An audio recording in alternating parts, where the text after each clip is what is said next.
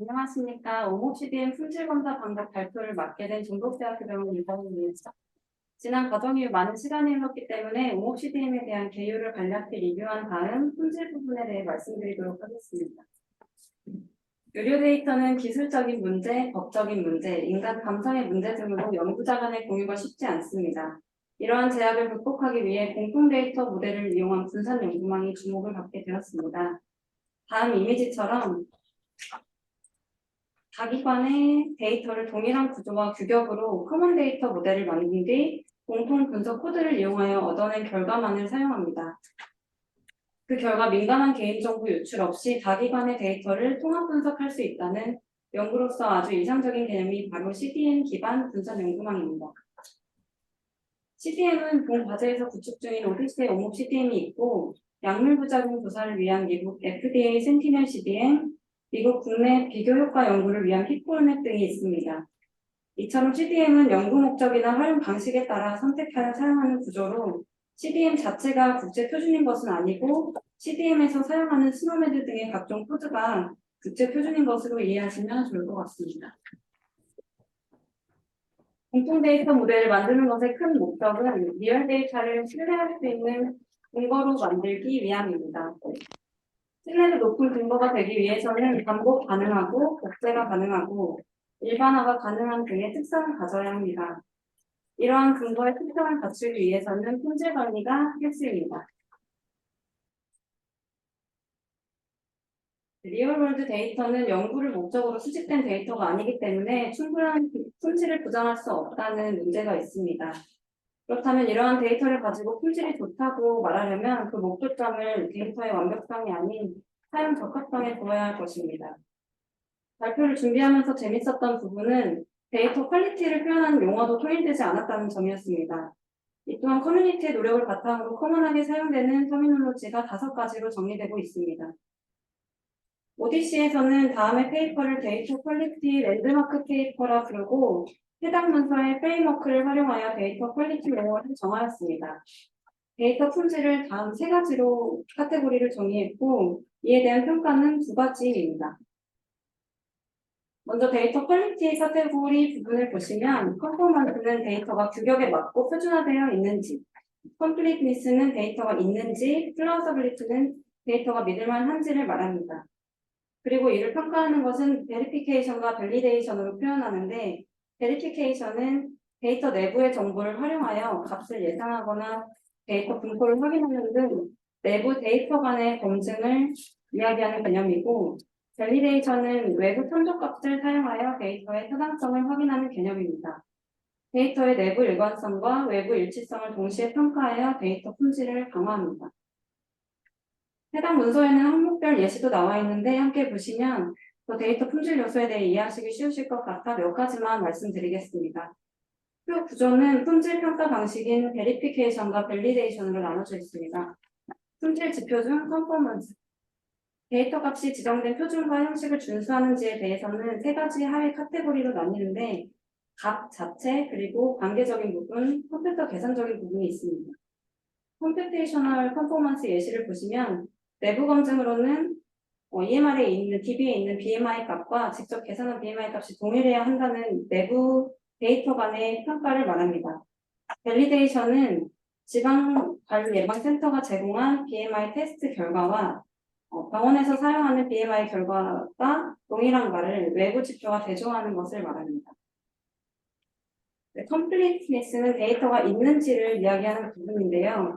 데이터 값이 만약에 없다면 그것은 일반적인 기대치와 같아야 합니다. 예를 들어 저희가 선별값은 당연히 있어야 한다는 전제를 갖고 있는데 그 값이 널이라고 떠 있을 때가 있습니다. 그렇다면 완전성이 떨어지는 데이터라고 볼 수 있고 밸리데이션 관점에서는 ICD 코드가 9차에서 10차로 바뀐 뒤에 그때 데이터에서는 ICD9 코드 값이 감소 추세이거나 결측값으로 나오는 것이 적합성이 좋은 데이터라고 평가할 수 있습니다. 마지막으로 플라우저빌리티는 신뢰성 검증 부분입니다. 하위 카테고리는 유일한가, 시간의 개념이 들어가는가 안 들어가는가로 3가지로 나뉩니다. 템포럴 개념을 보시면 베리피케이션에서는 리얼월드 데이터의 초기 예방접종 날짜가 부스터 예방접종 날짜보다 앞서야 한다는 데이터끼리의 시간 앞뒤가 맞는지를 확인하고 외부 검증으로는 EMR에 있는 예방접종의 순서가 질병관리청에서 권장한 사항과 일치하는지 외부 참조값과 대조하여 확인하는 검증을 통해 품질을 평가하는 내용입니다. 이렇듯 데이터 퀄리티 용어와 프레임워크를 커먼하게 만들어 사용함으로써 데이터의 질을 일관성 있게 평가하고 또 결과값도 공유하여 데이터 품질을 통합적으로 높일 수 있습니다. 옹목 CDM을 활용하는 것의 장점은 데이터 퀄리티 체크하는 자동화 툴이 개발되어 있고 공개되어 있다는 점입니다. 데이터 퀄리티 대시보드는 방금 말씀드린 프레임워크를 적용한 툴입니다. 테이블별로, 필드별로 정해진 규칙을 따르지 않는 레코드 수를 정량화해서 보여줍니다. 아킬레스는 CDM 데이터에 대한 전반적인 시각적 자료를 제공해 주어 데이터의 경향성을 파악하는 데 좋은 툴입니다. 국내 여러 기관에서는 자체적으로 정한 품질 규칙에 맞춰 SQL 쿼리 등으로 오류를 확인하고 있습니다. 저희 기관에서도 이러한 방식으로 데이터 퀄리티를 확인하고 있는데요. 식별된 데이터 퀄리티 문제가 CDM 변환 과정에 있는 경우에는 연구자 역량 내에서 오류를 수정할 수 있고 만약 소스 데이터 밸류 자체의 문제인 경우에는 수정을 할 수 없기 때문에 오류를 낮추는 유일한 조치로 오류 데이터를 삭제할 수도 있습니다. 다음은 CDM 데이터 품질 관리 지표 설정에 도움이 될 만한 참고 문항입니다. 리얼월드 데이터는 학술 연구용뿐만 아니라 임상시험 분야에서도 규제적인 의사결정을 할 때 리얼월드 에비던스를 이용하려는 움직임이 있습니다. FDA에서는 리얼월드 데이터로 디시전 메이킹을 하기 위한 가이던스를 2021년에 발행하였는데요. 이 안에도 데이터 퀄리티에 대한 아이디어가 기재되어 있습니다. 이 문서에서는 데이터를 검토할 때 다음 세 가지 포인트를 고려하라고 제시합니다. 데이터를 특성화할 때는 completeness, performance, and plausibility를 보라고 하는데 이 지표는 방금 말씀드린 ODC와 동일한 지표입니다. 그 외에는 QA, QC 플랜을 문서화하고 데이터 통합 절차를 정의하라고 제시합니다. 그리고 소스 데이터부터 연구용 데이터 셋으로 만들어지는 것까지 데이터 라이프 사이클이 있는데 각 단계마다 주요하게 보아야 할 사항들에 대해서도 정리되어 있습니다. 결론적으로는 데이터에 영향을 미칠 만한 것은 모두 문서화하는 내용입니다. 임상시험은 시작부터 종료까지 모든 것이 근거 중심의 작업이기 때문일 것입니다. 따라서 CDM 구축 시에는 사전 준비부터 완성된 데이터 평가까지 모든 단계에서 이루어지는 데이터 관련 작업들을 문서화하는 것이 품질 관리 방법 중에 하나일 것입니다. 다음은 의료 데이터, 병원 데이터를 살펴보도록 하겠습니다.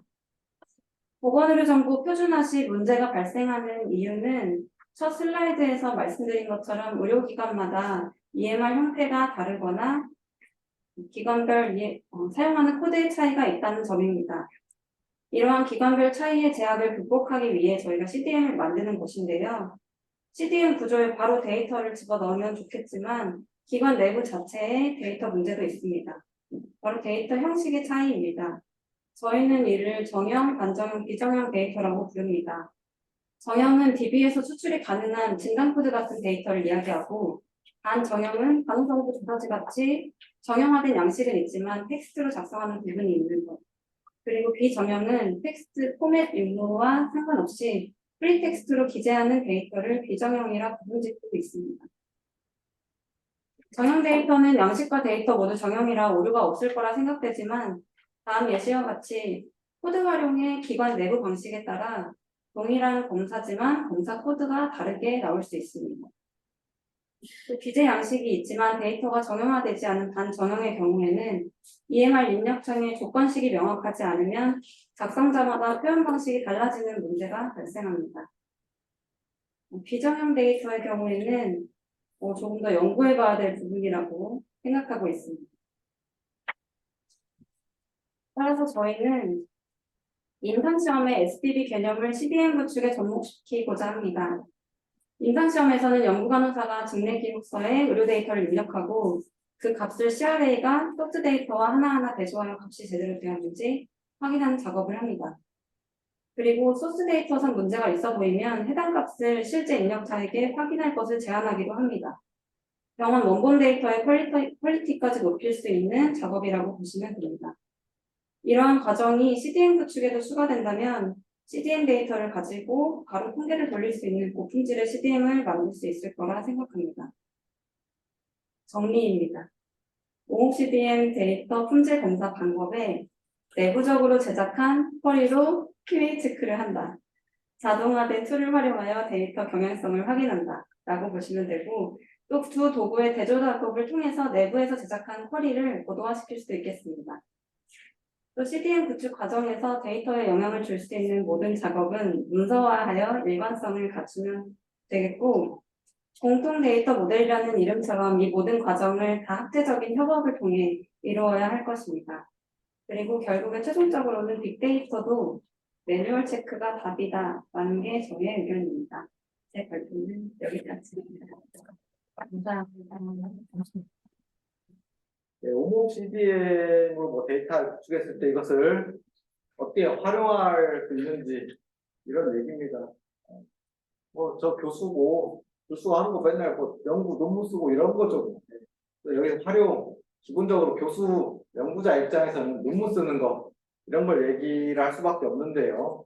저희가 이번 이런 감염병 임상시험 표준 데이터를 구축하는 이 사업을 지난 코로나 시작 시점부터 해서 꾸준히 이런 사업을 진행해 오고 있는데 이 사업에서의 목표는 단지 논문 쓰는 게 목표가 아닙니다.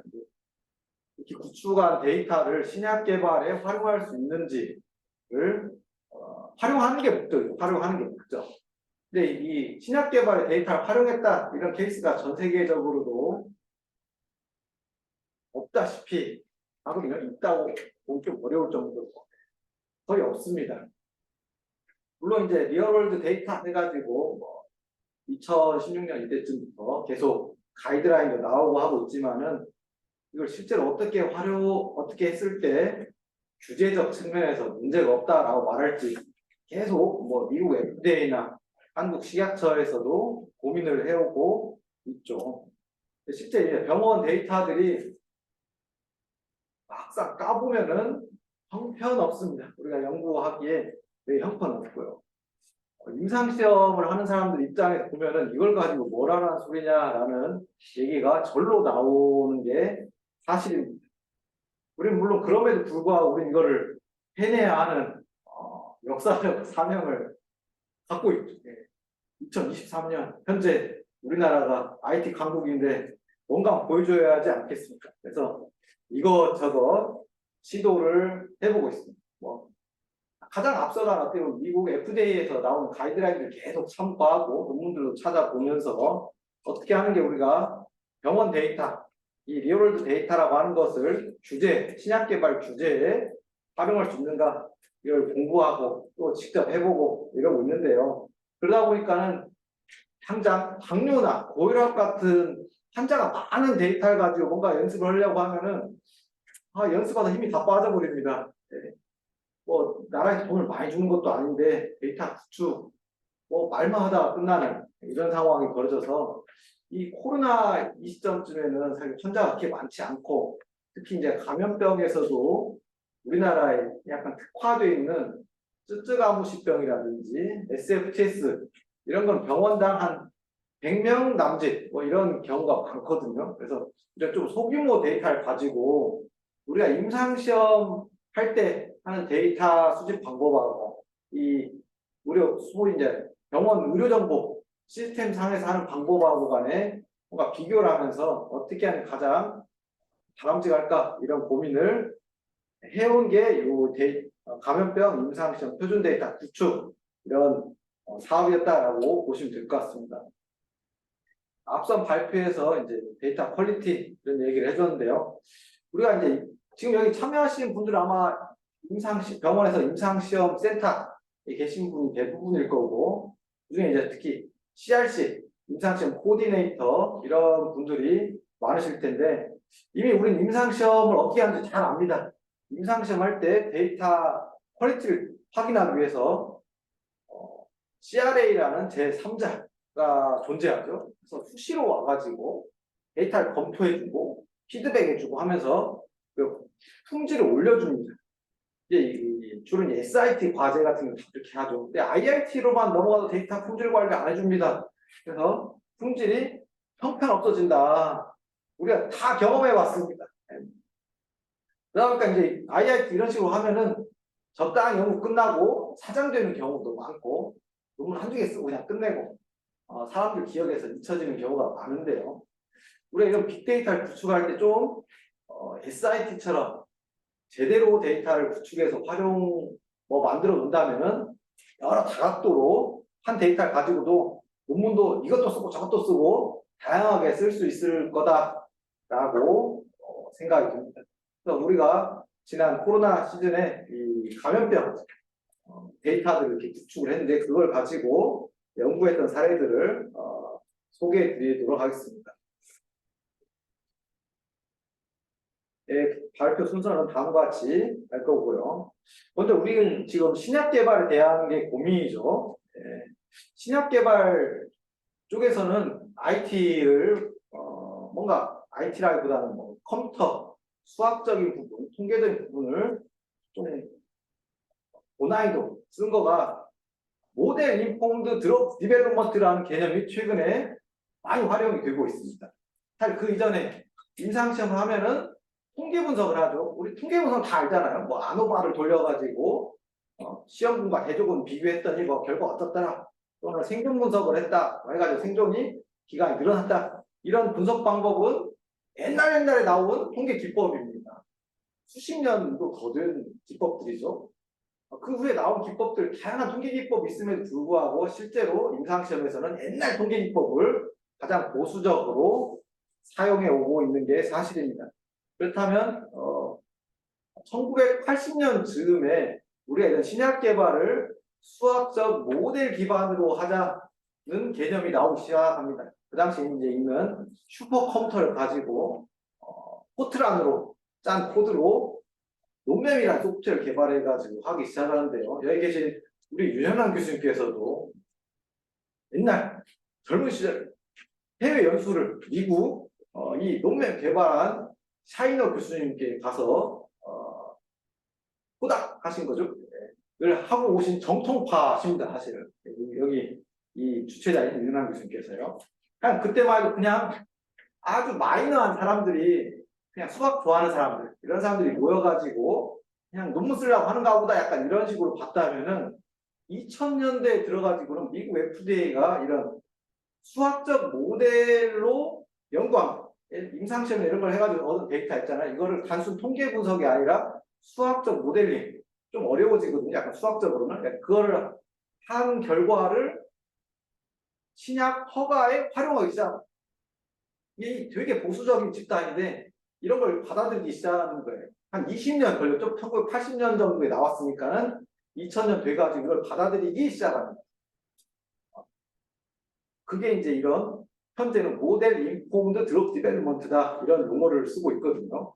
이게 뭐냐면 비임상 또는 임상시험의 데이터를 가지고 뭔가 수학적 모델을 만듭니다. 그래서 이 결과를 도출해내는 거죠. 신약 개발하는데 의사결정은 도구로 사용하는 겁니다. 이게 역사적으로 이런데요. 뭐 제가 1980년도에 이제 이 프로그램이 처음 나옵니다. 79년인가 그런 하여간 80년에 나오시죠. 이제 이게 버전 1.0 이게 나오거든요. 소프트웨어가. 그다음에 90년대 들어가지고 사람들이 사용하기 시작합니다. 그 1980년대에는 그 학교에서만 썼다면은 1990년도에 들서는 여러 대 이제 배포를 하기 시작합니다. 소프트웨어를. 그래서 한국에서도 1990년대에 이걸 디스켓으로 받아다가 컴퓨터에 설치해갖고 썼다라는 이야기를 들었습니다. 2000년대에 들어가지고 이런 모델링을 규제기관에서 이런 게 있다 하면서 받아들이기 시작해요. 그러다가 지금 2020년대에 들어서는 어떻게 되냐. 우리가 신약 개발을 하면은 임상시험 데이터가 있잖아요. 임상시험 데이터를 FDA가 낼 때 이런 MIDD, 수학적 모델링으로 분석한 것도 같이 내라! 이렇게 합니다, 이제는. 거의 거의가 아니라 그냥 필수 자료라고 좀 요즘 얘기하거든요. 그래서 이걸 그냥 다 내라. 통계 분석만 내지 말고 이것까지 해서 같이 내라. 이렇게 얘기를 하는 상황에 처하게 됩니다. 근데 이게 지금 제가 만든 슬라이드가 아니라 FDA에서 발표한 자료인데요. 뭐 2020년대 맨 밑에 보면은 AI라든지 리얼드 데이터 이런 것도 이제 슬슬 받아들이기 시작했다 이런 식으로 표현합니다. 근데 이런 모델 인폼 드럭 디벨롭먼트는 이제 완전히 표준이 되는 상태고요. 이제 리얼드 데이터, 병원 데이터 가지고 그냥 분석하고 이런 것들도 활용을 본격적으로 이제 시작한다 이런 말이 나오기 시작한 겁니다. 이런 모델 인폼 드럭 디벨롭먼트가 이제 가장 단순한 예가 뭐냐면은 그 코로나 시즌에 렘데시비르라는 코로나 치료제가 있었죠. 이 코로나 치료제 임상시험을 열심히 했습니다. 미국에서 뭐 국가 펀드로도 하고 막 해가지고 이 코로나 효과 있다 해가지고 나왔죠. 근데 이거를 그 바쁜 시즌에 소아에서 임상시험 할 여유가 없잖아요. 그래서 이게 소아에서는 문제 없는가 이거를 임상시험 할 여유가 없고 그러니까는 이거를 모델 인폼 드럭 디벨롭먼트 이 기법을 적용합니다. 모델링 앤 시뮬레이션 기법이라고 할 수 있죠. 그래서 그 렘데시비르의 레이블에 보면은 소아 환자에 대해서 권장 용법 용량은 생리학적 약동학 모델 근거로 한 시뮬레이션을 이용하여 결정된다. 이렇게 써 있습니다. 그래서 12세 이상 40대 때 어쩌고저쩌고 그다음 써 있죠. 그러니까 모델 인폼 드럭 디벨롭먼트 이 모델링 앤 시뮬레이션 기법을 이용해서 얻은 결과를 약물의 레이블에 바로 기재하는 이런 상황이 된 겁니다. 여기까지 오는데 40년이 걸렸습니다. 그죠? 네, 시작부터 이게 완전 표준화된 게 40년이 걸린 거예요. 많이 사용한 2000년이라고 해도 20년이 걸립니다. 하여간 시간이 필요합니다. 다들 리얼 데이터 금방 될 것 같지만 하루아침에 될 리는 없습니다. 우리가 리얼 데이터 얘기한 게 2016년, 15, 16 이때쯤이니까는 이제 아직 10년도 안 됐습니다. 한 2025년도에 약 10년 정도 되잖아요. 10년 가지고 제가 보면은 아직 다 함수하기는 어렵다라고 보는 게 타당할 것 같고요. 그 와중에 우리는 계속 어떻게 하는 게 타당할지 여러 가지 사례들을 만들어가는 게 현 시대에 살아가는 사람들이 해야 할 일이라고 생각이 듭니다. 이 리얼드 데이터는 뭐 병원 EMR 자료나 공단 자료, 보험 공단 자료 또는 레지스트리 자료 이런 것들을 가지고 리얼드 데이터다라고 얘기를 하고요. 이 리얼드 데이터 자료를 가지고 뭔가 분석해가지고 얻은 과학적 근거 이거를 리얼 월드 에비던스다 이렇게 얘기를 합니다. 뭐 이런 게 좀 더 이 리얼 데이터가 뭔지 그래도 헷갈린다 하면은 사실 건강 정보인데 임상시험을 통해서 얻은 정보가 아닌 나머지를 리얼 월드 데이터다라고 생각하시면 됩니다. 임상시험 자료는 리얼 데이터가 아니에요. 의도를 가지고 그 계획하에 수집한 거잖아요. 연구를 위해서. 임상시험 자료를 제외한 나머지가 리얼 월드 데이터다. 이렇게 보시면 됩니다. 임상시험, 우리는 임상시험 항상 익숙하잖아요. 임상시험 자료라는 게 있고, 임상시험 자료가 아닌 게 있죠. 그 두 개를 다 이제 우리는 잘 활용해야 한다는 게 지금 이 컨셉이다라고 보시면 맞습니다. 이런 걸 다 이용하면 뭐 임상시험 설계라든지 허가에 활용할 수 있겠다 뭐 이런 걸 FDA에서 얘기하고 있는데요. 뭐 그건 이제 그냥 얘기하는 것들이고 이걸 어떻게 할지 하나 둘 생각하는 겁니다. 뭐 저는 이제 코로나에다가 이런 리얼 데이터를 활용하자라고 코로나 시즌에 계속 주장했던 사람인데요. 우리나라 코로나 연구하려고 했을 때 임상시험을 하기가 어렵잖아요. 병원에 자료는 있으니까는 병원 자료를 기반으로 해서 최소한 대조군을 쓸 수 있지 않겠냐. 병원 자료를 쓰면은 임상시험에서 대조군까지 구하려면 힘드니까는 병원 자료 대조군 적당히 하고 시험군만 임상시험 하자 이렇게 많이 주장했으나 그걸 받아들이지는 않았죠. 그러니까 그게 이제 리얼월드 데이터에서 궁극적으로 추구하는 모습입니다. 대조군을 리얼 데이터 그냥 싹 바꿔치기 하는 거예요. 물론 이제 대조군을 만드는 기법에 뭐 AI를 이용한다 뭐 이런 것도 있고 다양하게 있는데 AI보다는 리얼 데이터가 더 좋지 않을까요? 데이터만 잘 수집된다면은. 근데 이제 데이터가 잘 수집된 게 없으니까 문제인 거지. 이게 잘만 되면은 이게 가장 좋은 대조군으로 활용할 수 있는 것일 겁니다. 뭐 이런 거 하자고 계속 해서 코넥트 주도해서 국가감염병 임상시험 사업단에 출범했고 올해까지 진행이 됩니다. 여기서 이제 데이터를 지금 수집하고 있고요. 이때 제가 이제 저하고 저희 병원의 다른 교수님들을 같이 이런 것 좀 하자고 열심히 설득을 합니다. 사실 저는 뭐 그냥 임상시험 센터 이런 거에 관심 있는 사람이 임상시험 어떻게 해야 잘할 수 있는가, 임상시험 데이터를 어떻게 수집하고 관리하는 게 좋은가, 이런 거에 대해서 평생 고민한 사람이고요. 또 이제 신약 개발을 어떻게 하는 게 좋은가, 어떻게 신약 개발을 빠르게 할 수 있는가, 이런 것들만 맨날 고민하는 사람입니다. 그렇다면 이제 저희 병원에 뭐 빅데이터 이런 거에만 관심 있는 분들이 이제 의료정보학 컴퓨터 가지고 뚝딱뚝딱 통계 돌리고 해서 결과 피밸류 얻어내고 그래프 그리고 하는 사람이 의료정보학 분야고, 또 실제로 해당 환자를 보시는 분은 그 질환의 전문가시죠. 그래서 코로나는 감염병은 감염내과 이렇게 가니까는 감염내과 교수님을 열심히 설득하고 의료정보학 교실 교수님을 열심히 설득해서 우리 병원에 커피숍에 모여서 셋이 소위 도원 결의를 하게 됩니다. 이런 연구를 좀 많이 하자 했고요. 내가 열심히 데이터 만들어 올 테니까는 분석만 열심히 해라 이렇게 합니다. 사실 많은 분들이 본인이 혼자 다 하려고 하죠, 이거를. 제발 그러지 마라 라고 감히 말씀드리고 싶습니다. 그냥 각자가 잘하는 게 있고, 모든 걸 잘하는 사람, 원래 천재들은 잘할지 모르겠지만 전 천재가 아니라서 안 됩니다. 해보면은. 물론 저 통계할 줄 알고 통계도 꽤나 공부했습니다. 네, 저도 꽤나 했고요. 수학도 많이 공부했고, 저도 학교 다닐 때 감염내과 공부했겠죠. 찾아보면 뭐 인터넷 찾아보면 코로나 좀 알 수 있습니다. 그러나 그 전문 분야 교수님만큼 알 수가 없어요. 아무리 어쩌해도 알 수가 없고, 이분들을 존중하는 게 전문가의 모습이라고 생각합니다. 그래서 각 분야의 전문가들과 협업하는 게 가장 중요하다. 특히 이런 데이터 연구할 때, 우리 지금 초기에 이런 데이터 연구 초기에 있는 사람들이고, 초기에 있는데 뭐 결론이 안 난 상태에서 이것저것 내가 다 잘할 수 있어 이렇게 얘기하는 거는 말이 안 된다라고 생각합니다. 저는 이제 제가 갖고 있는 장점은 임상시험 센터장. 인력이 있습니다.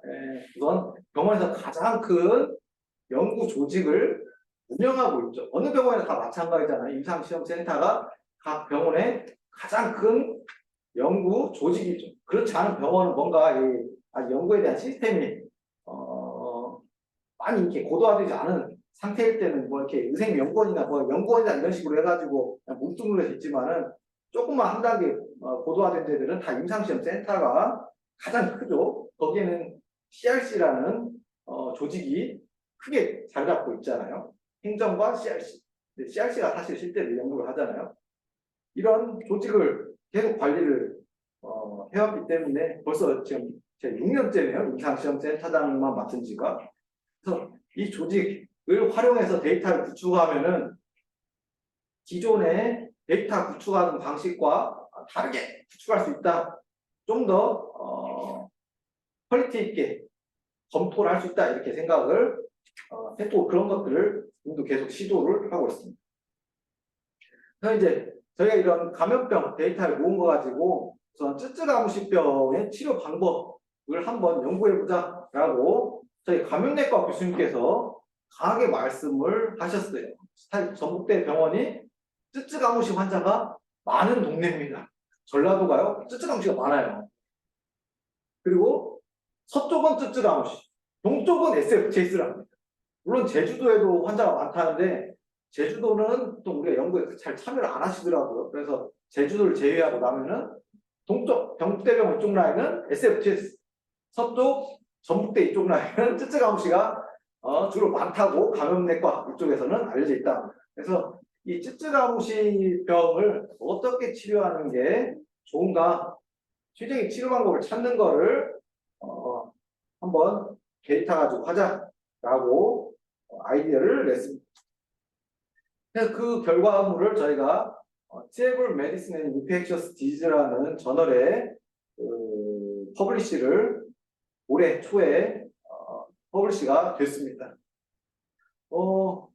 사실 저같이 임상시험 하는 사람들은 또는 이제 막 실험해가지고 동물 실험하거나 하는 사람들은 엄청나게 뭐 에너지를 써서 쥐도 키우고 또는 임상시험을 수행하고 해가지고 한참 있어야 땡하니 뭐 하나 나오는데 특히 도대체 임상시험 하는 일상 임상시험 하면은 사실 논문이 그렇게 좋은 논문 잘 안 실립니다. 예, 점수가 딱 뻔해 한 3점에서 5점 사이 논문에 실린다. 일상 임상시험 해가지고는. 그런 다음에 이 데이터 그냥 했더니 이게 한 20점 되더라고, 20점.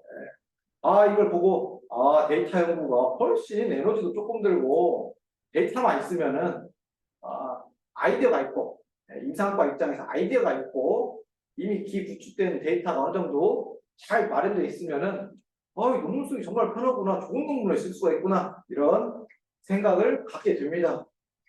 사실 이 아이디어 뭐 단순해요. 우리 쯔쯔가무시 감염내과 입장에 쯔쯔가무시 보려면은 기본적으로 쓰는 약들이 있죠. 예, 독시, 사이클린, 아지스로마이신 뭐 이런 것들을 쓰는데 이게 가장 기본은 독시를 쓰는데 오래된 약인데 오래된 약. 예, 독시 사이클린을 루틴하게 이렇게 사용하는데 독시 사이클린의 내성같이 이렇게 보이면은 다른 약으로 바꿔야 하는데 그럴 때 아지스로마이신으로도 충분하게 효과가 있는가 이런 거를 살펴본 겁니다. 물론 감염내과 입장에서는 독시로 하다가 안 되면 그냥 별 생각 없이 아지스로도 받고 이렇게 약을 바꾼다고 해요. 그러나 이제 이거를 과학적으로 좀 큰 데이터로 과학적 검증을 한 게 없다라고 합니다. 이런 것들을 하나하나 다 검증해 볼 수 있는 거죠. 데이터가 있으면은. 그걸 또 요즘 가장 유행하는 통계 기법을 적용하면은 뭔가 되게 세련돼 보여지는 겁니다. 이게. 그래서 요거 같은 경우는 통계는 저희 의료정보학 교실의 김종승 교수님 그쪽에서 계속 통계 기법을 어떻게 하면 좋겠다 이런 것도 계속 제안을 해주셨고요. 아이디어는 감염내과에서 계속 하고 저는 이제 데이터 만들어내고 이런 역할을 나눠서 하게 됐습니다. 뭐 쯔쯔가무시 스크럽 타이푸스라고 하는데 뭐 이게 찐득이에 물려가지고 감염되죠. 이렇게 물리면은 에스카라는 게 생기고요. 이거 이제 쯔쯔가무시 한국에 이렇게 처음 생겼을 때 이게 신종병이라고 할 수 있겠는데요. 옛날부터 있었던 거 아니까. 이거 많이 죽었습니다. 근데 요즘에는 거의 죽지 않죠. 네, 점점 사망률이 낮아지긴 했지만 그래도 치료를 하지 않으면은 사망하는 그런 병이다. 이게 이제 또 동아시아 쪽에 밀집돼서 주로 발병을 합니다. 그래서 보면은 미국 이런 데 안 생기잖아요. 미국에 있는 제약회사들이 관심이 없습니다. 구멍이죠, 구멍. 근데 이런 병들이 많이 있죠. 사실 아프리카에만 생기는 병이라든지 이런 병들의 약은 잘 안 개발하잖아요. 돈도 안 되고 하니까는. 사실 제약사는 아무리 어쩌내도 영리기관이기 때문에 돈이 되는 거 위주로 할 수밖에 없습니다. 그럼 이런 부분에 대해서는 특히 우리가 데이터를 활용해서 최대한 비용을 절감하는 기법을 이용해서 신약 개발 또는 새로운 치료 기술 이런 걸 개발하면은 우리 의료 발전에 기여할 수 있다라고 생각이 됩니다. 그래서 우리가 현재는 스크럽 타이푸스, 쯔쯔가무시병 치료할 때 독시 사이클을 쓰라고 하는데 이게 아지트로마이신으로 뭐 해도 되는가 이런 것들을 쭉쭉 저희가 평가를 했고요. 사실 독시만 쓴다고 했을 때 뭐 문제점 이런 것들을 감염내과에서 막 이것저것 제시하시더라고요. 솔직히 저는 잘 모르죠. 제가 쯔쯔가무시 환자를 직접 진료하는 사람이 아니니까는 제가 뭐 진료 현장 간다면 그냥 아무 생각 없이 독시만 쓰겠죠. 그러나 이제 감염내과 입장에서는 세밀하게 해야 하니까 독시를 하는데 뭐 이벤트가 있다 하면은 약을 바꿔야 한다라고 얘기가 있고 그럴 때 아지스로마이신이 많이 언급되는데 과학적으로 충분히 증거가 마련되어 있지 않다라는 게 현실이었습니다. 그래서 이걸 갖다가 통계 분석을 열심히 한 겁니다. 그래서 이제 저희가 이렇게 감염병 이번 사업에서 구축했던 데이터를 가지고 하게 됩니다. 이 데이터가 오몹시대이라는 테이블 구조로 데이터가 수집이 됐고요. 그때 이제 뭐 선정 제익준 정해가지고 하고 아웃컴으로는 뭔가 그 열이 떨어지는 그 시간 이런 것들을 합니다. 통계 분석 카플란마를 쓰고 이때 그 IPTW라는 통계 기법으로 시험군과 대조군 간에 잘 매칭이 되게 이 빅데이터 연구에서 가장 핵심이 되는 이런 기술이잖아요. 근데 이게 옛날에 통계 아노바 이런 것들 일반 통계 책에서는 안 나옵니다.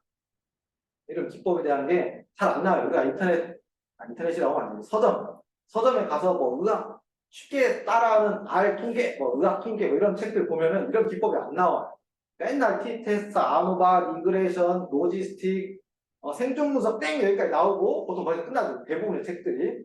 근데 그 다음 단계가 뭐 이런 프로펜시티 스코어 매칭, IPTW 뭐 이런 것들이 있거든요. 이런 것들은 책이 별로 없습니다.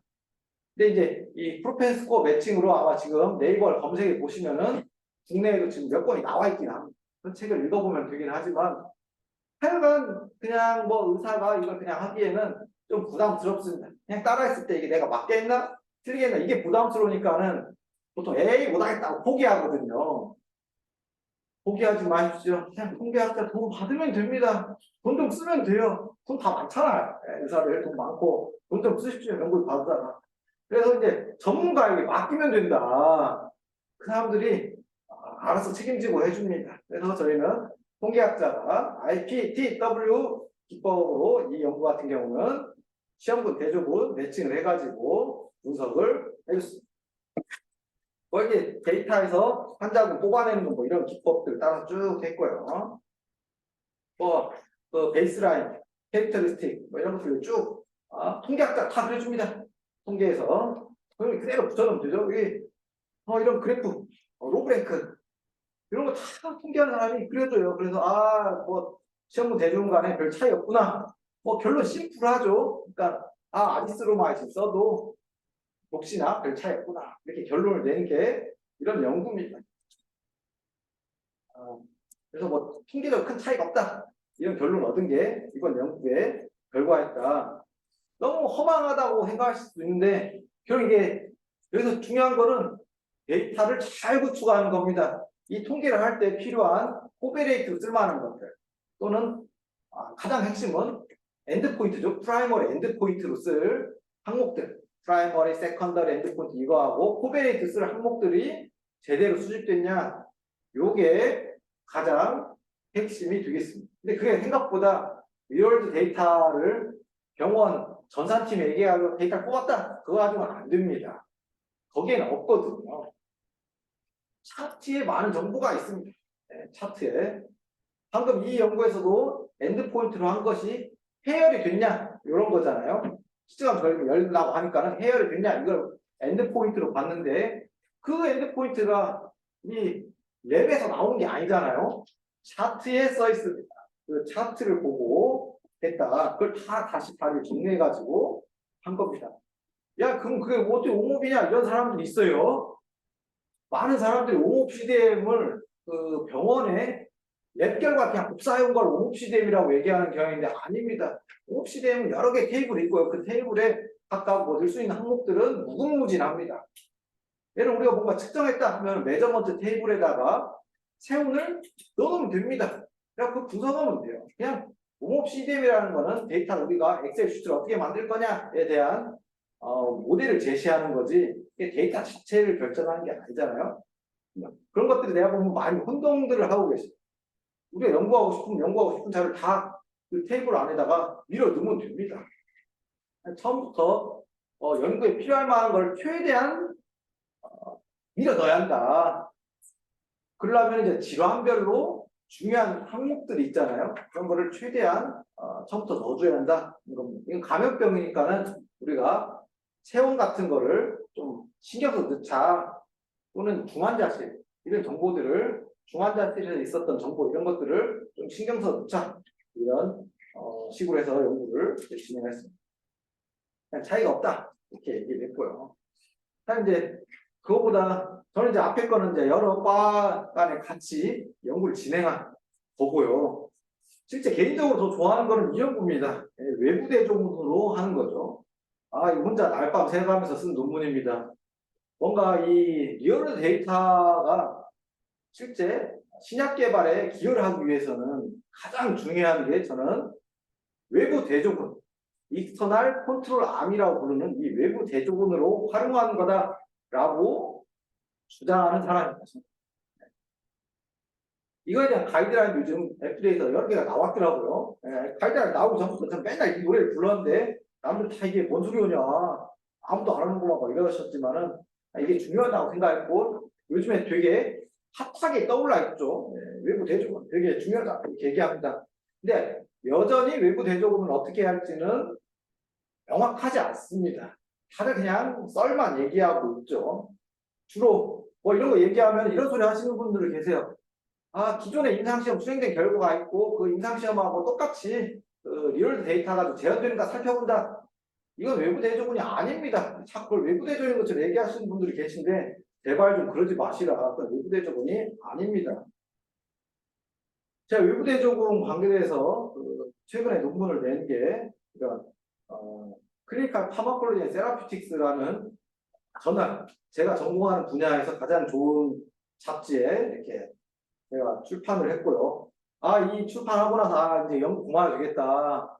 내 인생에 할 거 다 했다라고 생각하고 있습니다. 아, 임상양미 하시는 분들 입장에서는 아, 여기 한 대 내면 이제 충분히 했다. 연구는 그때 와이를 생각하시잖아요. 그래서 저도 이제 하나 내서 충분히 학자로서 할 건 다 한 것 같습니다.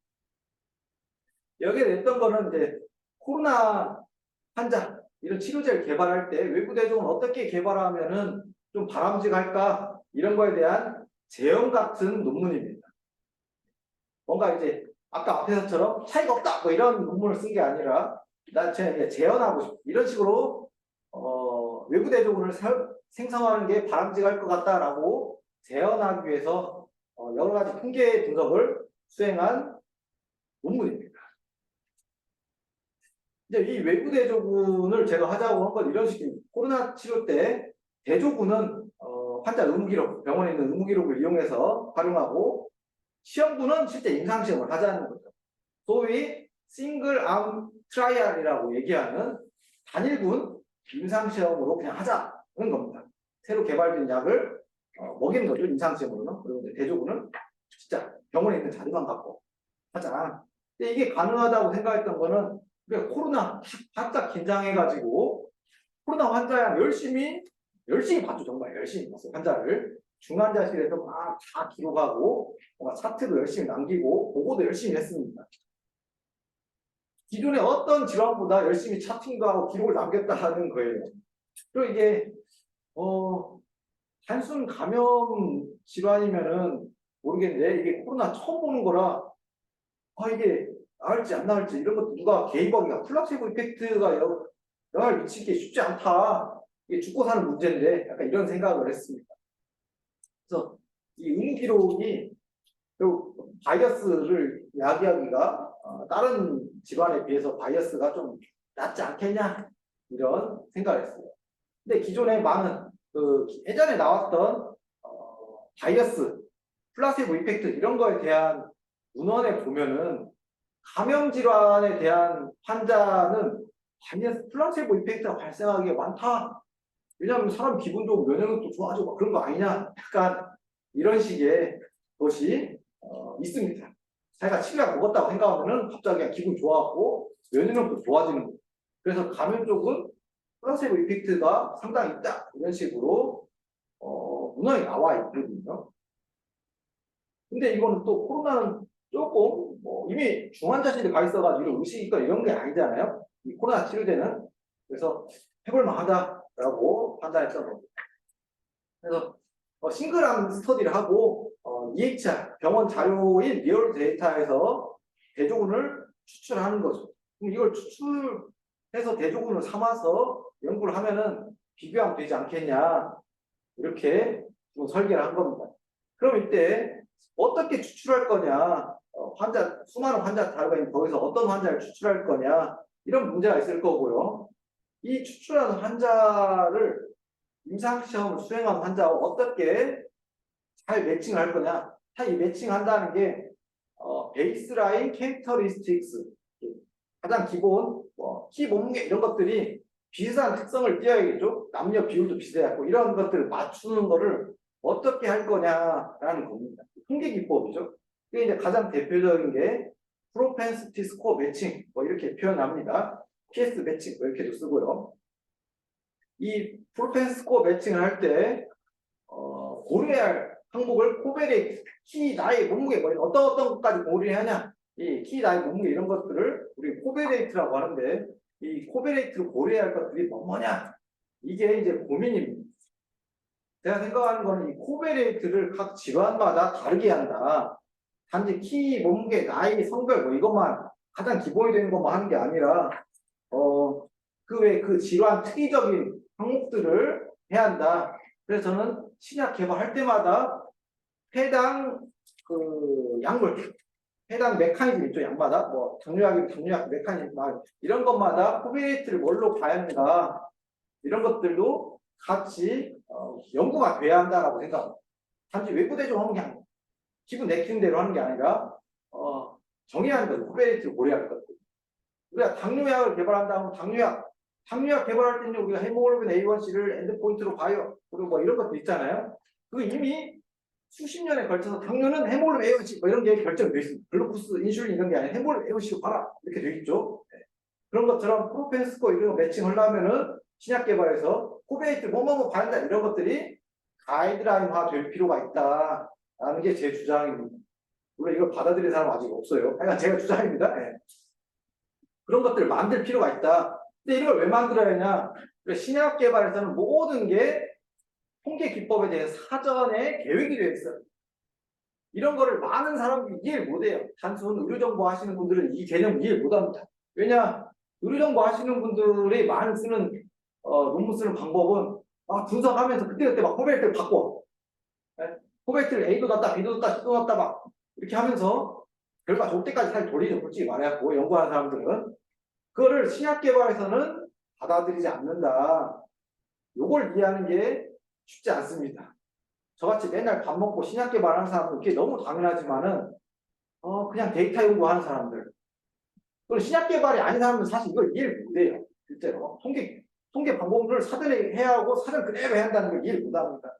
신약 개발에서는 사전에 통계 기법이 딱 설정되면은 그걸 나중에 분석하다 내가 처음에 잘못했네 실수해가지고 바꾸려고 할 수 있잖아요. 바꾸는 순간 인정이 안 됩니다. FDA 이런 데서 그럼 너네 임상시험 처음부터 새로 이렇게 얘기할 수가 있어요. 할 수 있는 게 아니라 보통 그렇게 하죠. 너네 처음부터 다 잘못됐다. 다시 해라. 연구를. 이렇게 페널티를 먹게 됩니다. 이게 신약 개발의 판이죠.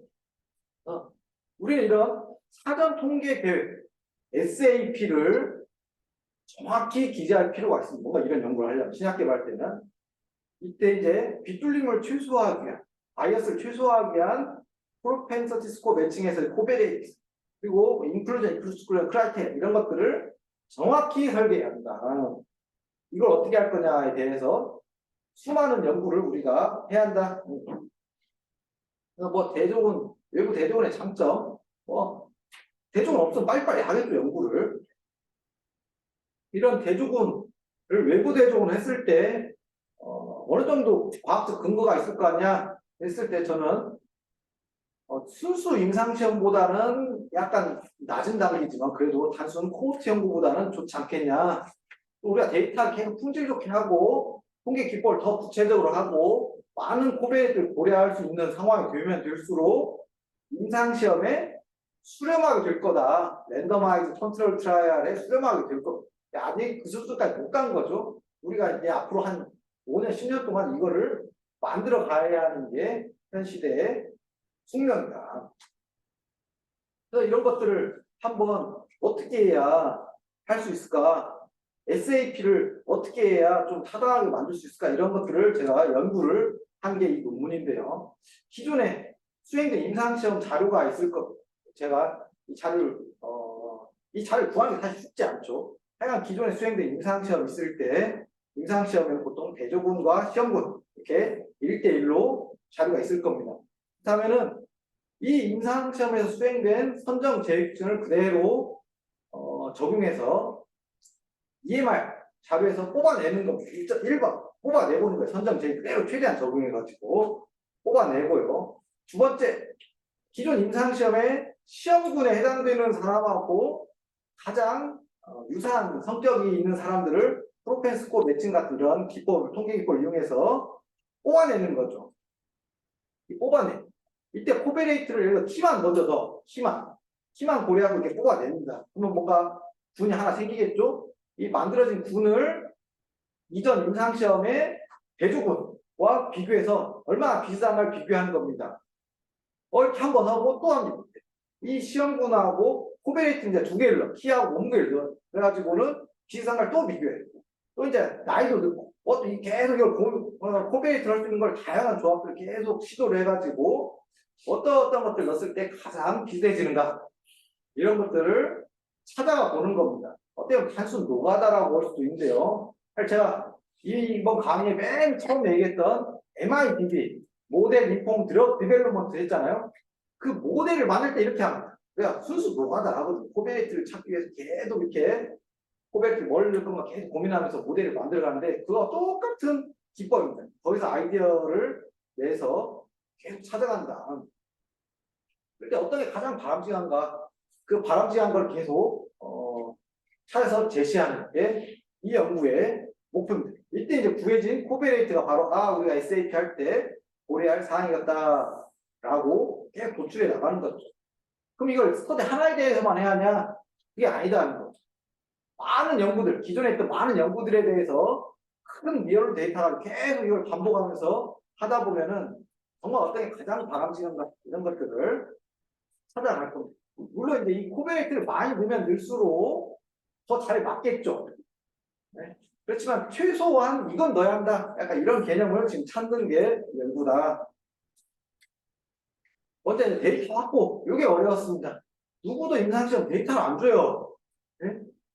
안 줍니다. 그래서 여기저기 알아보다 포기하려다가 미국 NIH에서 저한테 자료를 제공을 해줬습니다. 그래서 NIH에서 수행한 코로나 임상시험 3개를 자료를 받아가지고 이 연구를 제가 수행을 했고요.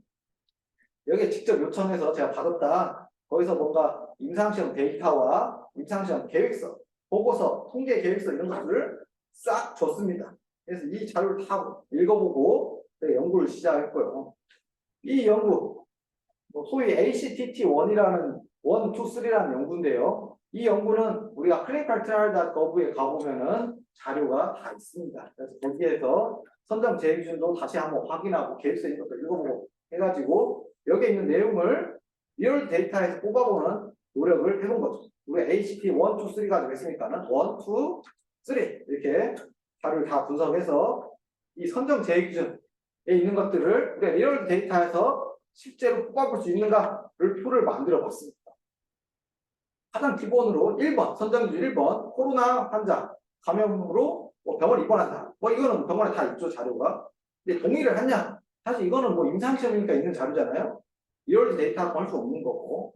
준수하거냐의 동의, 이런 것도 안 되죠. 나이, 임신한 여성, 아는 여성, 이런 것들도 병원 자료에 있죠. 여러 개 쭉 했을 때 7번, 여성은 금욕하거나 항상 임상시험 들어가면 이건 알 수 없는 거죠. 동의하라 이런 거니까. 네, 그죠? 다른 임상시험 참여하지 않겠다. 이런 건 어차피 리얼 데이터에 못 하고 나머지 선정 기준은 어느 정도 다 우리가 병원에서 할 수 있겠더라 라고 했는데 여기 노가 하나 있죠? 영상 촬영에 의한 방사선학적 침입. 이 항목이 지금 이 과제 할 때 있었던 CDM에는 제대로 없었던 자료, 대부분 CDM에는 없죠. 이런 것들이 실제 선정제 기준으로 다 할 수 있는가, 우리가 하나하나 체크할 필요가 있다. 나머지 임신, 수유 이런 것들도 사실 병원 자료가 없어요. 알레르기도 없죠. 이런 것들은 연구 결과에 크게 영향을 미치지 않을 것 같긴 하지만 하여간 자료를 찾기는 리얼 데이터에 확인하기는 어렵다. 표시하면서 연구를 시작하게 됩니다.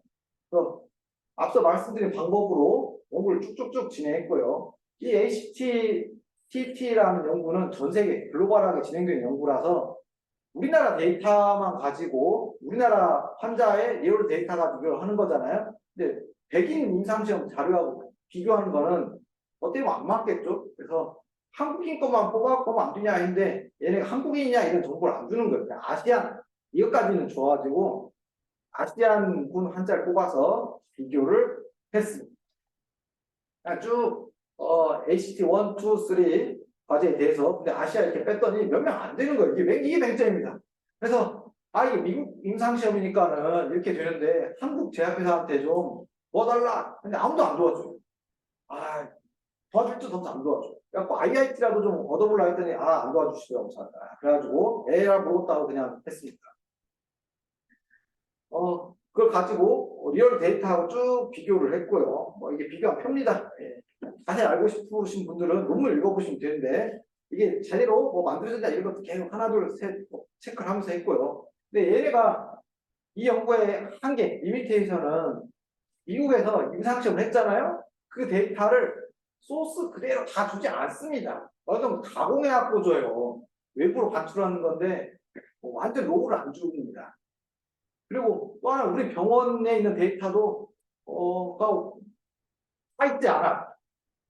우리가 몸 자료에. 그래서 이렇게 미스매칭 되는 부분이 많아가지고 코베레이트 이런 걸로 고려할 게 많지 않았습니다. 생각보다 많지 않았어요. 그래서 이 연구에서는 하여간 이런 코베레이트를 찾아야 한다 이런 거에 대한 컨셉 이런 거를 제시한 연구다라고 보시면 될 것 같고요. 사실 이런 것도 어렵습니다. 우리가 CDM이 나오면은 이 환자들이 클리니컬 스테이투스가 1, 2, 3, 4, 5, 6, 7 이런 점이 있잖아요. 코로나 같은 경우는 이런 점수가 기존 CDM 자료에 이런 게 없습니다. 이게 중환자실에 있는 거고 이걸 산소 치료를 받았냐 어쩌냐 이런 것들을 하나하나 한 땀 한 땀 우리가 확인을 해서 만들어야 하는 값입니다. 그럼 이 값을 어떻게 만드냐?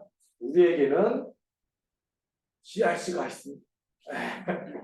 그럼 우리 할 수 있다. 할 수 있다.